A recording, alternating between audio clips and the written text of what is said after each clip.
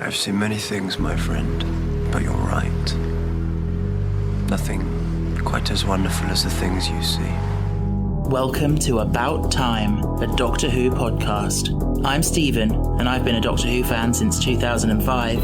And I'm Ben, and I've never seen the show before.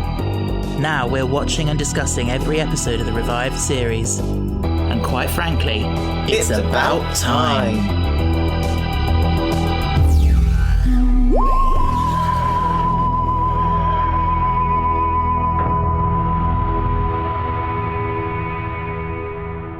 Hello. Hello. How are you? I'm okay, how are you? I'm alright. Any news from our life? Yes, I got a Christmas present! Which, oh yeah, what, from me? Yes. I've got a present from Stephen for Christmas. Yeah. And I'm going to go and see Oliver. The musical in the West End. Not on my own, because we buy each other tickets. Well, you're taking me, aren't you? Yeah. I gave you 2 tickets. I said you can take who you like, but I'll be really upset if you don't take me. But it's odd that I'll take you. Yeah, you dropped a few hints, didn't you, that you would really like to go and see it? Well, a couple of years ago, I said if it ever comes back to the West End, I have to go see it. I have to. So yeah, I think it's my favourite old musical. It is good. I like the songs. Yeah. I just hope the production is good, but we will see. And you will hear from us in a few weeks whether we enjoyed it or not. Yeah. This is a bit like timey-wimey, as you say. Yeah. So you're excited for that? I am excited for that. That's good. Even more excitingly, arguably, we've got a dishwasher. Yes, from Stephen's uncle and parents. Yeah, combined. They put some money together. We've been washing up like peasants by hand. And it just gets to a point where I do very long hours, and Stephen's now starting. He's got 2 nights now that he's not. He does long days, and so we just thought to ourselves like, do you know what? It does sound a little bit first world problems, doesn't it? But it is a ball ache of a chore washing up. Yeah, and I grew up with a dishwasher, luckily. So when I was at my parents' house, it was just a question of loading and unloading the dishwasher, which is, as compared to actually washing the dishes, is much easier in my opinion. Yeah. So I put it on Twitter the other day. I said, you're old when the most exciting thing about Christmas is getting a dishwasher. Yeah, we're very grateful. Yes. And we are very aware of the privilege that we. It is a privilege, yeah. And there's probably lots of people listening thinking, like, "Oh, fuck's sake!" I never grew up with one. Yeah. And now, but I said to Mum that you can get countertop ones, and my mum was like, she said, "I've got to save up for one." Yeah. Because you can get these little ones for 1 people. That's a sit like a microwave. Oh yeah. But then we went for a bougie one, which has caused a lot of issues. We researched. We found this one, and it said that it had a tank of water in it. Yeah, that you didn't have to plumb it in. You could just manually fill the tank. Yeah. And then it came and it didn't have it. It didn't have it. Tank. And then we went back onto the thing, and they'd taken all the questions about this particular model off. And so I think they realised that it doesn't have a fucking tank. Something fishy there. And then Stephen had already got rid of the box, so we had to keep it. Well, I did say to you, we're not sending it back, are we? And you said no. Yeah. So I got rid of the box. Anyway. But other than that, I had a lovely turkey dinner with my mum. You did? Yeah, so I don't know if we told listeners this, but we had separate Christmases. Yes, we did have separate Christmases. I went to my parents', Ben went to his mum's. Just because... it's easier. It is easier at the moment, although, we'll see if maybe in the future we might do a big combined thing. Yeah. I don't know. It's funny, when I was at work and people were saying, what are you doing for Christmas? I would say, we're having separate Christmases. Some people were just like, oh, right, yeah, that makes sense. So, and sort of, when I explained it, they're like, yeah, sure, that makes sense. And some people were like, really? Like, it was like cardinal sin, like the worst thing you could do. But yeah, it was fine for us, wasn't it? Yeah. We did miss each other, though. Yeah. And the thing is, though, we live together. Yeah, I thought that. Well, we see each other every day. Like, I'm sure we can manage. And we don't see our parents very often. Yeah. But then it came to it, and actually, like, I had to sleep, or we both had to sleep in beds on our own. And it's like, that's so unusual now. It felt weird, didn't it? Yeah. Mum has my old bed there, and I forgot how uncomfortable it is. Mm. Well, I thought it was comfortable when I had it, and then I slept in it, and I was like, oh, this is uncomfortable. Yeah, I used to put up with it every time I came round. Yeah. Anyway. We're here to talk about... This week, it's Vincent and the Doctor. Yeah. Now, listeners, you may remember from the end of last week's episode, the drama of Ben refusing to watch this episode. And I had a job convincing him, didn't I? Yeah. But you're lucky, listeners, because he loves me so much. He did it for me. I did. And was it as bad as you remembered? Yes. Oh, okay. It's very boring. You think it's boring? Yeah. I will admit, it's a different kind of episode. It's a different pace. Boring. All right, I'm going to reinstate my rule then. Can you say something nice? Yeah, I've got something nice. Go on then. I absolutely love the end. Yeah, the end is amazing. That's what I think. It may be a bit slow and a bit blah, blah, blah, but whatever you think of it, the ending, it makes it worth it. I love the end. Yeah, but the thing is, though, for me, I just think, oh, Bill Nye's got a fucking small part, hasn't he? That's very personal. I wasn't talking about his bits of bobbly boos. Yeah, it's weird, isn't it? To have such a calibre of actor. And we never get to watch the credits because I always turn it off before the next time trailer. He doesn't have a credit. He's not listed. Oh. Which is quite weird. I think it's because it's a cameo, and sometimes like well-known actors like that sometimes say, "Oh, don't credit me. I'll just have it's like a walk-on part, like that sort of thing." Oh. The thing is, though, he's one of those actors. I think he's the same in everything. Yeah, you don't like him, do you? I don't mind him. I don't mind him. He's just the same in everything. It's just that voice is like, well, I can't do it, but Yes, I know what you mean. You were nice about my tie. Yeah. yeah. No, the thing is, though, you say he's the same in everything. For some actors, I think that's what acting is, because it depends on your approach to acting. But for some people, because obviously in acting, you have to find the truth in the role. And maybe for some serious people like Bill Nye, maybe for them, if they're finding the truth, it's going to be very similar to their own experience. You know what I mean? I don't know. Some actors are chameleons, and some actors are just the same in everything. Cookie cutters. But Bill Nye is good.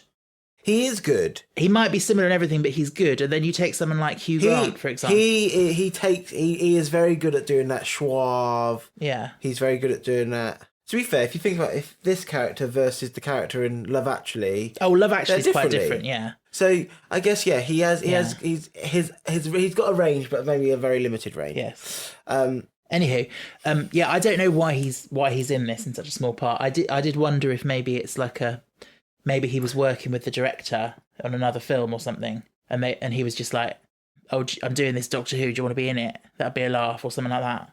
But yeah, that's just speculation. So not a laugh for Matt Smith or Amy Pond. No, that's their first. This is their big breaks. Yeah. Yeah. Rude. Anywho, I thought of a spin-off. Yes.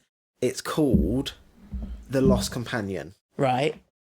And it's about a companion that gets lost in an adventure. Right. And the Doctor he has to...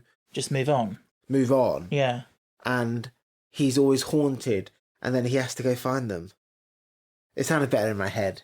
So how is it a spin-off? But basically, I saw when Amy and the Vincent Van Gogh... Is it Go or Goff?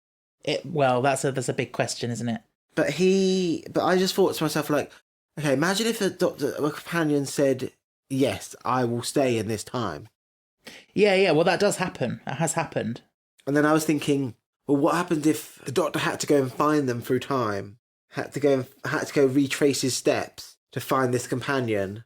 So he had to retrace his adventures to find a companion. Yeah. But is this a matter if the companion chose to stay in that time, or...?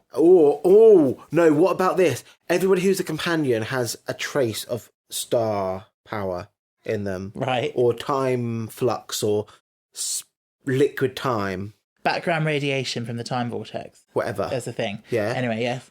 And imagine there's an alien out there who flings them all through time. Right. And then the Doctor's like... He's got to go and collect them all. He's got to go collect all his He's got to go collect all his companions. Gotta catch them all. That's good. That could be an anniversary special. But you'd only be able to use the ones that are still alive.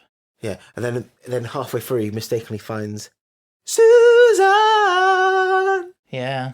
Gotta find Susan. She's gotta be around here somewhere. Anyway. What do you think of my time story? It sounds cool. It sounds interesting.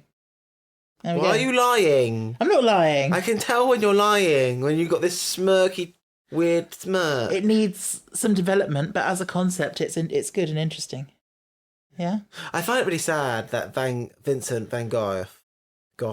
I'm just going to say Van Gogh, whether that's correct or not. I find it really sad that he is a prolific painter, but was not celebrated of his time. That is hard. I wonder. Like, I'm not talking about myself, but I'm talking about like who today, because we have more people on the planet than ever before. Art is just and like I just think there are some artists out there that I do love, and I think have a very timeless feel. But the point with Van Gogh and someone like that, it doesn't just have to be art either. It could be anything, but like he was not known at all in his lifetime. So the person out there could be a person out there. There is a person out there who is creating stuff that nobody is seeing, but will last beyond their life. Was there a composer who had the same kind of? Off the top of my head, I've got no idea. Beethoven? Oh no, he was. The thing with being a composer in those days was that you had to be quite connected and like, you know, to have your music heard, you had to. So these were well-off people. Get it played by an orchestra, you know. These were well-off people. I suppose so, generally. Yeah, they were well-off people. Who is called Wolfgang? Mozart. And didn't we watch a play about that? Called Amadeus, yeah. Oh my god. Wolfgang Hey, Amadeus, Amadeus, Wolfgang. It was good. Stephen, do not lie. The film of it is very good. So the film is based on a play, and we went to watch a production of the original play at the National. And I just watched it. You watched it because you wanted to. We were very fresh into a relationship. Very new, very early days. Yeah, and you had 2 tickets to go see. And I was like, I want to go and see this. I've got 2 tickets. Do you want to come with me? Yes. And I said yes because I didn't want anybody else. At that point, I didn't want anybody else. You were jealous and you didn't like the idea of me going with someone else. Yes. Yeah. And then I wish I hadn't gone. You regretted it. Because I just thought to myself, this is fucking boring. Oh. This is long and tedious. It is good. I think it's good. It was quite heavy, but yeah. Everything was drawn out. Amadeus Wolfgang. It's the other way around. I hate you so much. You're taking my career away from me. See, you remember it then. Of course I do. I have a brain. Yeah. So, fun fact, the man who played Mozart in the film is Tom Hulse, who was also the voice of Quasimodo in The Hunchback of Notre Dame. Out there. Anyhow, back to this Doctor Who episode, Vincent and the Doctor. Yeah. It was written by Richard Curtis. Yeah, who also wrote Vicar of Dibley. Yeah, and 4 Funerals and a Friend. 4 Weddings and a Funeral. Oh. Notting Hill. Love Actually. Blackadder. Oh, you want me to give that a go? Yeah, you should. I felt like stick to Vicar Dib. Oh, okay. Yeah, it did seem interesting because he's known for comedy. And it felt, and like this, the thing that just irritated me so much, it felt like how he was writing the characters, it felt like a GCSE drama piece. Like what? Every time Vincent just went, I'll be back, and he just ran off the stage. And just the way the man acted as Vincent Van Gogh just felt like a bit juvenile. Really? Yeah. He's oh my God, it's my catchphrase, but he's a very well-respected actor. But why, if, now I need to Google where he comes from. Holland? Yeah, Van Gogh was Dutch. So he's Dutch. And why has he not got a fucking Dutch accent? Right, let me explain this then. So do not use anything towards TARDIS. Let me explain. So the actor Tony Curran has a Scottish accent. Yes. I don't think he can or wanted to change it for the part. However, in this episode, it's set in France, in Provence, where Van Gogh, the Dutch man, was living. So he would be speaking French with his own regional accent. Yes. So it has been rendered through the TARDIS's translation as sounding like a slightly different dialect, a slightly different accent of what everyone else is speaking. So basically the TARDIS said, oh, I'm racist. I'm xenophobic. What? I can't register. I'm a sentient robot machine that grows off a tree like a berry. and I'm a racist, xenophobic computer, so I'm just going like, I can't understand you. You sound like Amy. I'm going to make you have an Amy accent. I don't agree with that. There is no real explanation for it. I do not agree with It's it. clutching at Stephen, straws. no. How dare they? How dare they think they have the audacity to retcon a living a person who has had experiences? It's not right. Should not been done. Okay. But he didn't. No. Van Gogh did not speak English. Yes, he didn't speak English. He spoke Dutch. So have French. a Dutch accent. And presumably French, because he lived in France. No, it's not right. It really isn't right. It really isn't right. Do you remember Girl in the Fireplace? Yes. Which was set in France. Yes. So Madame de Pompadour and all the people of the French court. Yeah. So that is an example of an episode where obviously those characters are not speaking English, but for the purposes of this English television programme, we're hearing it as English. They all just have whatever accent the actor has. But they sounded English. Then it's the same thing happening here. Because they're speaking English, the actor happens to have a slightly different accent. But why is having a Scottish accent any different from having a slightly different, Surrey accent or RP accent or Hampshire accent or whatever that different actors could have had anyway? Okay. Regional accents are very different to a national accent.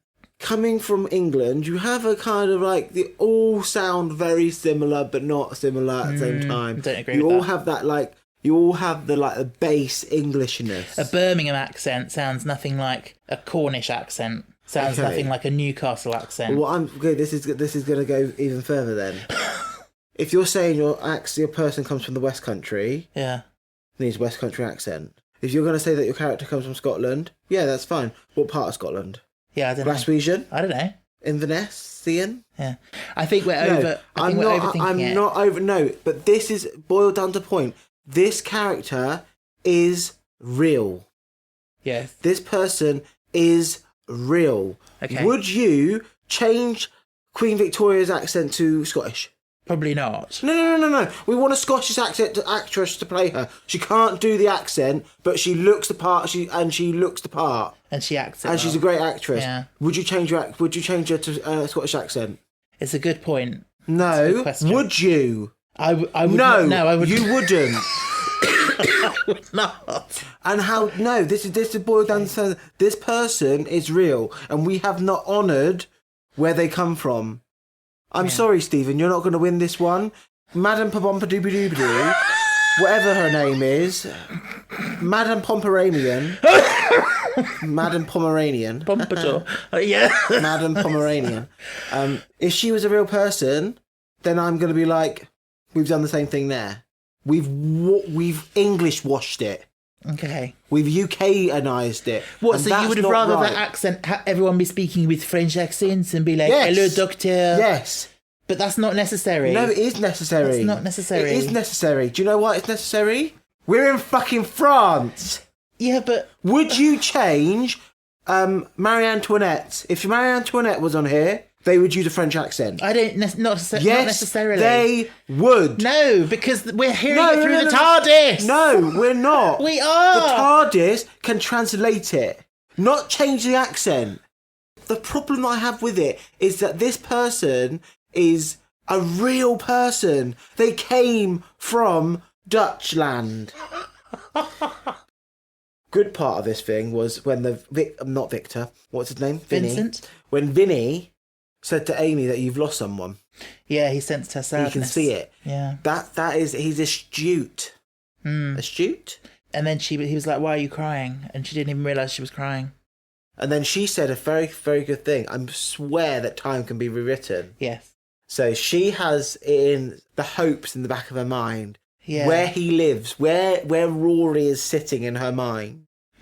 He's not gone. He's just hidden. He has gone. No, he's not. Because the reason she says time can be rewritten is because she knows about the cracks and all that stuff because that's been going on. She just doesn't know that about Rory. Yeah, and that's going to be rewritten, and he's going to come back. Do you think? But no, but that was time being rewritten. He did exist, and now he never existed. Yeah, but it's going to fix So itself. it could be rewritten again. Yeah, but the thing is though, Stephen, I am getting a bit. This series is a bit. Oh my god! It's a flogging a dead horse. Well, we've only got 3 episodes left. It's like, do you not think like every episode is just like there's no continuity to it. There's the common thread is like bits, and I would say more along the lines rather than a thread. It's like fragments. And you're How now appropriate for the crack. Yeah, I think it might be a product of it being a brand new, like, you know, new showrunner, new team, new everything. Like they're kind of working things out again, how they want to do things. So yeah, I get it. I understand what you're saying. But it was working. That's the problem for me. Yeah, it was working. It was at its height, and now you've just handed the reins over, and it's just plummeted to the ground. Like Torchwood, I loved. Yeah. Torchwood, I think, was great. I think the week-long thing was great. I loved it. I think Series 4 with Donna and Doctor, loved it. And I just think to myself, like, this is shadows of... This is in the shadows of what this show can do. And it's just like, it is stuck in this constant, episodic type of way of telling a story. Whereas we need to be moving into an overall arching plot, a big plot paced out through 8 episodes or 6 episodes. That's what they need to go to. They tried that in Jodie Whittaker's era. And thing is, though, like I bet people complain because it's not like Doctor Who is. Doctor Who will not survive if it It's does probably not Jodie's adapt. best series, in my opinion. Then I'm onto something then. Yeah, maybe. Yeah, I think you might I just think to myself, like, this is a boring episode. The last episode was boring. I don't even think any of this series has hit my top. Maybe You liked A Time of Angels. Does that go on my top? I think it's second from top. I think What that's else my did you highest. like? Amy's Choice, you quite liked. I just think this show just feels so different compared to what was handed over to them. Yeah. Yeah, And it is. that's not a good thing. It's for me. Yeah. If I was watching this in real time, like as you did in whatever year it was, You'd have I switched think off I at would this have. point. I think I would have switched off. I would not have been. I do not care for these characters. So we've got 3 episodes left of this series, and then we are back onto Torchwood, so there's hope there that you might like that. But you said it's shit. You always bring that up. It's different, but last time I rewatched it, I actually enjoyed it a lot more than I remembered. But anyway, we keep going off the topic of this actual episode. So, speaking of Van Gogh, or however you want to pronounce it, Americans say Van Gogh, don't they? And then we tend to say Van Gogh, but I think correctly it should be more like Van Gogh or something. Oh. I don't know. Anyway, do you like his art? Yes. Are you one of his fans? I don't know. I wouldn't call myself a fan. Do you agree with Bill Nye's character who said he's the greatest artist to ever lived? He's up there. He's up there. Like, so if you're going to talk about if I'm going to say my favourite master probably is going to be... John Sim? Sorry, that was a joke. I probably would put it forward as, I do like Monet. Yeah. I like Lowry. Okay. Like, I personally think Monet... I don't know if I'm ever saying that right. but Monet, isn't it? Monet, yeah. I always feel like he was able to get an Instagram filter before Instagram filters. He could paint an Instagram filter. Do you know what I mean? That haze. Oh, okay, yeah. That ethereal haze. I just felt like, and it was loose, and it was just. Yeah, I just think he's a very good artist. He's dead now, but and I do like Van Gogh. Yeah. Oh, have you in your notes? Is the crows on your notes? Yes, yes. Because that's funny. Yeah, so Wheat Field with Crows, which you see right at the beginning of the episode, he's painting. And Ben laughed when he saw that because literally the other day we watched Philomena Kunk's brand new special where she talks about that very painting. And she was like... Tearing it a new one. Yeah, she was like, apparently these are crows. And this is like, I can't remember. She's like, I don't think Van Gogh had ever seen a crow. Some of these have 3 wings. But that's impressionism for you. I know, I got it wrong. He's a post-impressionist, not an impressionist. I was just going off what the doctor said in the episode, but turns out the doctor got it wrong as well. So please don't send me messages about this. Thank you. And I do think you can learn a lot from his style because it's loose, but you know exactly what you're looking at. Exactly, yeah. That's the thing. It's not... Art doesn't have to look like photorealism. That. Don't get me started on this. Oh, you could talk for ages about that. I don't like photorealism. Because we have cameras, especially because these we days. have cameras. Yeah. We have very good cameras. Art is about expression and about your own... And like, what are you expressing? You're expressing the fact that you can draw realistically. Well done to you, but But it's not. Yeah, it's not. But and thing is, though, I take. Sorry if you feel this way, but this is how I feel. So, and I do feel like, especially when I was at uni, I felt like the realist people who were able to do the realistic stuff. It's a very good skill. It's a good skill. The technical skill. I personally don't think it's creative. You've taken a photo and now you're painting that photo.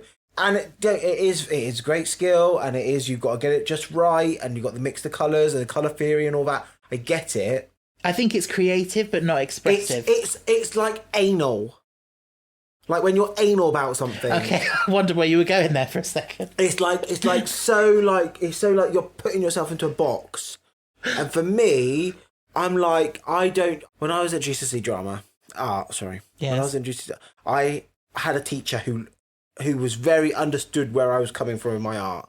She understood that I was doing illustrative art. I wasn't doing realism. I love fantasy. She understood all this. And then when she left in end of year 10 and I had a new teacher in year 11, he looked at my book, my first book, and he said to me, he literally looked at it and he said, "You need to redo some of these pieces." And he said to me, "You need to redo this, you need to redo that." And I was like, why? He said, "Because this is not art. This is illustration. Illustration's not art." And I was just like, he was an old man. So they pulled him out of retirement. What did he think art was then? He basically wanted me to paint like a master. He wanted me to paint like Monet, Van Gogh, anything like that. There is an artist called I can never say his name. Chagall? I don't know. Chagall? Don't know. But I had that artist in my book, and he was like, if you could paint like that, I'd be wowed. But I don't think you could do that. Rude. But yeah, and then he left 6 months later because then we got a new art teacher, and then that teacher understood that what I was doing. So yeah, you can't, with any creative pursuit, and particularly when it's being taught, you can't be too prescriptive about this is what I want you to do, because art is about what you want to do basically at the end of the day, isn't it? So I do believe my GCSE art word was called boundaries or escaping boundaries or something like that. And everyone was doing like weird things. Not weird, they were doing like the things that you would do, like maps and all that. And then I went up to my art teacher and he said, "What are you going to do?" Because this was my exam pieces. He said, "What are you going to do?" And I said to him, "I'm going to do books." He was like, "What?" "I'm going to do things coming out of books. How your imagination pulls things from words out of book." He was like, "What?" He didn't get it. And then when I sketched out what I was going to do, when I showed him the sketch, he was like, now he did say I thought outside the box. And he did say, "If you get this done, you'll get an A." Yeah. So I got an A. Well done. I can't understand what he was, how he thought that was not. He wanted people to be safe with it. He wanted people to be, because he wanted to get good marks. In it, and he was very new to the school. Right. He didn't know us very well. Anyway, I had a very chaotic year in year 11 for art. It's even doing GCSE art. I didn't. You don't know what a 10-hour exam looks or smells or feels like, do you? They're fucking long. 2 full days. 2 full days of just doing stuff. Well, there we go.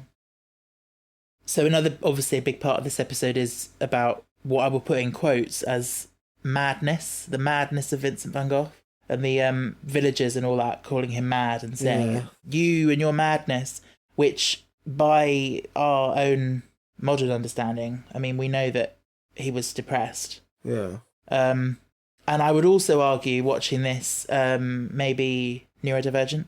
You know that scene where he was saying about he goes outside and he gets deafened by nature screaming at him to capture the colours and stuff. Yeah. That felt very like sensory overload almost, and like yeah. And he said about he hears the colours. But that's a betrayal of him. That is a betrayal. That's not the real man. But that's what I mean by in this episode it felt like that. But yeah, the depression definitely. And I think it was for a 45-minute episode of a family TV show, science fiction TV show, I think it was a pretty good depiction of depression. The way, you know, so that the bit when the doctor said about, he said this time tomorrow will be out of your hair, and then you saw the look on his face when it's like one little comment just set him on a spiral, and then suddenly he was in bed, and you know, this was a fast forwarded thing because people with depression can obviously be in bed for weeks, but then, you know, an hour later he was dressed and he was up and he was like, right, I'm ready, let's go. And it can be like that. The moods can come and go. Yeah. I was thinking bipolar. Yeah? Because of the quick turnaround and... Yeah, quite possibly. I don't know. I mean, we're not doctors. We are not doctors. We're not How much I would psychiatrists. like to be a doctor one day. Mm. Well, I wouldn't want to be a doctor. But yeah, I think it's also you might not like this episode, but I think it's brave in what it was trying to do to explore that stuff. So also we had an invisible monster, the Crephaeus, which I bet you hated. Why do I need to see a fucking demonic turkey just chomping about and then suddenly, oh, it's blind. I'm like, what? I feel like it's supposed to be a bit of a metaphor for Van Gogh himself. Like it was the weak one and it was left behind by the rest of its people. Who was he left behind by? Well, the rest of society. He was outcast because he was quote unquote mad. Yeah. I don't know. I quite like the little gizmo that the doctor has that identifies things. Weird. Yeah. I didn't like this episode. No. I'm getting that. I would have preferred him to just wear glasses. Like some weird glasses. Who? The doctor. So he could see these things. Oh, I see. Rather than that weird mirror thing. Yeah. Yeah. Yeah, it is a bit weird. Quite funny when Amy put all the sunflowers around and then Van Gogh was like, they're not my favourite flower. Do not do a Scottish accent. Sorry. They're not my favourite. Should I do a Dutch accent? They're not my... I can't do a Dutch accent. But then he paints it and then they ad-lib it saying for Amy. I was like, really? Yeah, that was sweet. He wanted to marry her. Love at first sight. Would you have married him? No. I think you're quite like Van Gogh. Why? Scratchy beard, mood swings, passionate about art. I wouldn't say passionate, but... So Van Gogh didn't really like sunflowers, but he said they were complex. But you love sunflowers. I do, they're my favourite flower. They are your favourite flower. 5 points for my second favourite flower. Daffodil. All right. Mastermind. And your special subject is? Ben. Favourite colour? Mustard yellow. Yellow, I would say, except yellow. Yellow, like but specifically mustard yellow, I think. Yeah, like not ochre, not mustard, but mustard. Not me, not Hermione, you. Favourite animal? Bear. Bit broad. A brown bear. Cough. Favourite flavour of Pringles? Favourite flavour of Pringles? If you had to go out and buy me Pringles today... Cheese and onion. Go away! That means I'm right, doesn't it? Go away. Ask Favourite me book? more. Favourite book? Keeper of the Lost Cities. Favourite standalone book? Is it one of those at the top there? I'm not telling Graham you. Norton's book. Matt, the one who used to write for Attitude, his book. I do like Matt Haig. Not Matt Haig, it's Matt, the other one, Matt... Caine. Matt Caine, yeah. I do like Matt Caine. But it's not but that. No, it's not. I I don't think I've told you. It's Lovely War. Oh, is that your favourite book? That's my favourite standalone, I think. Oh. It made me cry. It made me cry. I'll have to read it. It's very good. Yeah. If anybody else wants to read it, it's about Aphrodite telling a love story. Oh, really? Yeah. Oh. But it's not as you think it is. Okay. Sounds interesting. Who's it by? Julie Berry. Cool. Any relation to Mary? No, she's American. Oh, well. But down the line, you might. Anyway. So we learnt from that I know you extremely well. Thing is, I can't ask you what's my favourite of You anything, don't 'cause I have don't have favourites. favourites. No, he doesn't. I ask him all the time, saying, "Oh, what's your favourite film?" I don't have it. And then he did say that the other day that he would probably put. Oh my god, you said it. I did. Wizard of Oz. Wizard of Oz. How stereotypical. What? You're a friend of Dorothy, and then you decide to have it as your favourite film. Yeah, it's just lovely. Right, moving on. Moving on. You know this invisible monster, and there was this whole thing about, oh, we can't see it, what we're going to do? Yeah. Couldn't they just chucked a tin of paint over it? Yes, they could have. And do you know why? It frustrated me so much. When they stabbed it, Yeah. you could still see the legs. Oh. If it's in something invisible that you can see, it would have been a part, then it would suddenly be a part of the invisibility. So, I don't, it depends how the invisibility works. No. It depends how it works. No.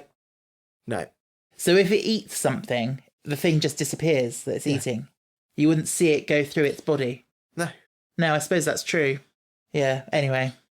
This place is riddled with holes. So that was you when he stabbed it, that was you, because you suddenly said, oh, that's not how that works. The thing that annoys me in that moment is obviously the actor playing Van Gogh was put in a harness so he could go like flying up in the sky. And his legs are going woo out behind him, which they wouldn't be doing in that situation. He'd be hanging down. But they put him in a harness and his legs are going behind him. Yeah. Anyway. What's that actor's name? Tony Curran. Curran. Curren. A-N. Also, yeah, so he was probably a large part of his casting was because he looks the part. Yeah, 100%. But the funny thing is, you know that moment at the end where he wants to give them a gift and he's got a self-portrait? Yeah. That picture was a few years ago. I remember reading that it's been discovered that actually that's not him. It was a portrait of his brother. Oh. People assumed for years it was a self-portrait, and actually it turns out it's of his brother. And how did we find that out? I don't know, I've got no idea. And then, yeah, we have to talk about the end because it is the best highlight of the episode. It is the best bit. Not just the fact that they take him and they show him what his legacy will be. Yeah. But the fact that also that doesn't magically fix his depression. No. Because it wouldn't. No. And that's the thing, like, so if you know Stephen, like he had a little bit of a dark time. That's one way of putting it. I've had 32 years of varying struggles with dark times. So when we first got together, I felt like I needed to fix him. Yeah. And you had to learn that. And you have to learn it, you can't. You just got to be there.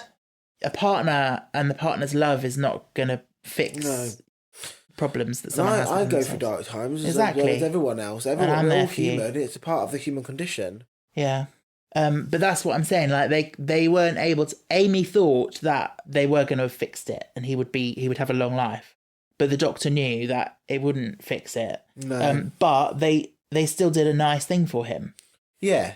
Like not every undiscovered artist who gets celebrated after their death gets that opportunity to see celebrated. That. Yeah. I do. I mean, yes, it is a nice thing. Part of me does wonder, like, is it a bit too much? Is it a bit overwhelming? Because he is overwhelmed and he bursts into tears and like. Of course it is. How would that affect him going forward? Like. It is. There's no new paintings. There's one new painting. From that death, and that's sunflowers. But the intention was good. Yeah. And yeah, I just love it, like, because you don't expect it as well. Normally in a Doctor episode, it's set in that time, and then you'll say goodbye to them, and off they go, and that's it. But they actually take him to the future, to the present day, and they show him the gallery. And I love the bit when he hugs Bill Nye's character, and he's like, "Sorry about the beard," and then you see Bill Nye walking off, and he does this little double take, like, "No, it couldn't be." Yes, it was. Yeah, it's a lovely moment. It's really well done. And that song in the background, like, makes it work. And then, yeah, Amy. For Amy, the sunflowers. So that's one tiny difference between the real world and the Doctor Who universe. Is that in the Who universe, the sunflowers painting has For Amy written on it. But before they went, there was still a sunflower painting. Yeah. So he still would have painted it even if they'd never gone back. But the fact that Who inspired him to paint it? What inspired him to paint it? If it's not his favourite flower? The death of someone? Maybe. Sunflowers on top? Maybe. No. He probably just stumbled upon some sunflowers another time and was like, "Oh, they're quite a challenge to paint." Did you know each petal is a separate flower? You mean each little Petal. petal? Petal or node. It might be node. Each little thing inside the heart Is the a head separate of, flower, yeah. People eat them. Eat them sunflowers. They grill sunflowers before they go to seed Ah. and eat them. Do you remember right at the start of the episode when the TARDIS arrives in Provence and there's this little cat that runs off down the road? Yeah. And you, when you saw that, you went, "Oh, best bit of the episode." Yeah, I love kitties. I know. You say Provence. Yeah. Is that the same thing as the herbs I use? The Yes. herbs of Provence. Yes, it is. I'm actually not a fan of it. I'm only using it up because I have it. Oh, right, okay. That's what was on the chicken. I just think, oh, really? Mm. So, I dread to ask this question, but how many stars are you giving this? 1. Absolutely not. I wouldn't want to watch it again. So you've already watched it twice. Well, 1.5. I fell asleep. You fell asleep, And which I can means understand why. Which means the first time you watched it, you missed that beautiful ending. So yes, at least you managed to stay awake through it this time. Just. So it's I felt my eyes go heavy. The ending is good, but I didn't like the rest, so it's 1 star it is. Yeah, fair enough. Yeah, I think some of your criticisms are valid. That it is quite. And the fact that they didn't pay Oh my homage God. to him Yes. properly. I don't want to hear any more about that now. Well, then let's round it up then. Okay. I need to give it a rating. I'm going to give it. I like it. I'll say 3. I'll put it in the middle. Anywho. Because I think it's good. I think it does some really good things. I like the acting and the performances, but there are issues with it. Like it is a bit, potentially a bit slow, a bit clunky in places. Do you know what I find weird? I know they're trying to be funny. It's supposed to be a joke, but that bit when Matt Smith says, "I'll be back before you can say wonder where he's got to now," and then he walks out of the room, and then like he comes back and goes, "Not that fast!" Like it's just so weird and out of place. It's like a dad joke. It was written by a comedy writer. Yeah, but it's not funny. Yeah, so 3 stars for me. So let's come on to everyone's favourite section. Patreon, Patreon, Patreon, shout-outs. Patreon, Patreon, Patreon, shout-outs. Okay, well, guess what? We have a new patron to welcome. Welcome to Patreon. Thank you for joining our show. And that new patron is the lovely Leah. Hello, Leah. Hello, Leah. And Leah told us on Discord that Vincent and the Doctor was one of her favourite episodes. So I'm sorry, Leah. I'm very sorry that you've had to listen to Ben shit all over it. But yes, thank you for joining us. You join the wonderful ranks of... Oh, who shall I do? There's no one really, is there? No, because you can't do Van Gogh because they did a Scottish accent and he's not fucking Scottish. Okay, I'll just do it normally then. You join the wonderful ranks of Louisa, Philip, Northerly, Jason, Tom, Louis, Michael, Ferner, Heather, Benny, Caleb, Monica, Amber, Jess, Kaylee, Kieran, Jay, Owen, Natalie, Imogen, Sarah, Aaron, Jake, Janie, Just Janie, Elijah, Scott, Tony, and Nat. We love you all. We really do. We really appreciate it, don't we? We really appreciate all that you do and the support you have for us. Yeah. So, like I said, we've got 3 episodes left. Yeah. Next one is the last standalone episode of this series. Yeah. And it is called The Lodger. Who's in the TARDIS? Who's in the TARDIS? Yeah. Oh, someone lodging in the TARDIS. Yeah. You'll have to wait and see. Patient Zero. Prisoner Zero. So that's next week. And I also just wanted to say it has been officially announced now that we're in 2025, of a plan I'm very excited about for March this year, which is that we are going to be doing a live episode. No! What's wrong with doing a live episode? Because I'm scared. Because you can't be edited in a live episode. You've got to be on your best behaviour. I don't think that's going to happen. So if you want unedited Ben, that's what you're going to have to tune in for. So it's going to be in March to celebrate two things. It's to celebrate the 20th anniversary of New Who. Yeah. And we're going to be watching the episode Rose again for that. It's be like a stream along to it, so we'll talk over it.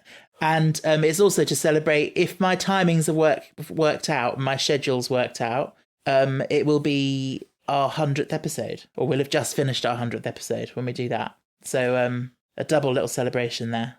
So more details will come out about that nearer the time, but I'm really excited about that. I think that's going to be really fun. I just hope people turn up and it's not just us like doing it to a computer screen. You've got to work out the logistics. Yeah, I've done it. I need to do a little trial run. I'm going to use YouTube, I think. But yeah, that's exciting. So stay tuned for that.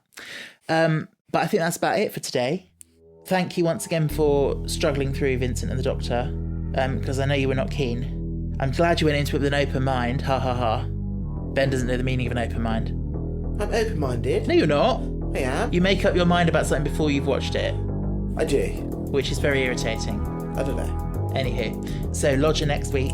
Looking forward to that. Until that time, listeners. Stay cool. Stay safe. Stay fantastic.